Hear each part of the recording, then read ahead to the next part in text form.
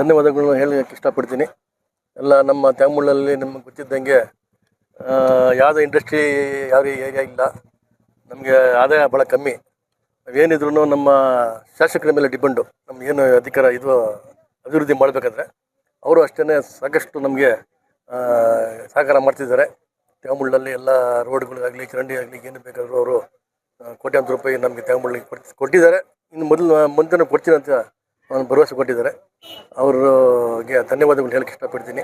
ಎಲ್ಲ ಅವರಿಂದ ನಾವು ಇವತ್ತಿನ ದಿವಸ ನಮ್ಮ ಕಾಂಗ್ರೆಸ್ ಪಾರ್ಟಿಯವರು ಕಳೆದ ಒಂದು ವರ್ಷದ ಹಿಂದೆಯೇ ಒಬ್ಬರು ನಮ್ಮ ಇವರು ಹರೀಶ್ ಅವರು ಮಿಸಸ್ ಅವರು ಅಧ್ಯಕ್ಷರಾಗಿದ್ದರು. ಒಂದು ವರ್ಷ ಉಮಾ ಹರೀಶ್ ಅವರು.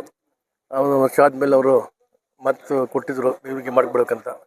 ಅವರು ಈಗ ಮೊನ್ನೆ ರಾಜೀನಾಮೆ ಕೊಟ್ಟು ಇವರಿಗೆ ನಾವು ಈಗ ಎಲ್ಲ ಸಹಕಾರ ಕೊಟ್ಟಿದ್ದಾರೆ. ಸುಮಾರು 14 ಜನ ಸದಸ್ಯರುಗಳು ಎಲ್ಲ ಅವರಿಗೆ 16 ಜನ ಸದಸ್ಯರುಗಳು 21ರಲ್ಲಿ 16 ಜನ ಸದಸ್ಯರುಗಳು ನಮ್ಮ ಕಡೆ ಸಹಕಾರ ಮಾಡಿದ್ದಾರೆ.